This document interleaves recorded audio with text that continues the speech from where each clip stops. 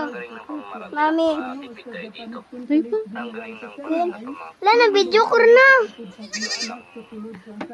Mga sili. Nilalagay nila sa Ready for the next lesson? Gumamit lamang siya ng lahat at nilagyan niya lamang ng maliliit na bawang at nung mabuti sa kanya lamang ito, pinutasan niya. Sila sa akin. Bakit sila magbayad?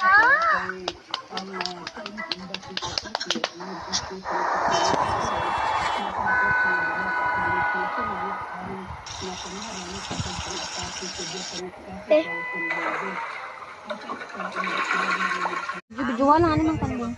Adunan ko. Init di aja na.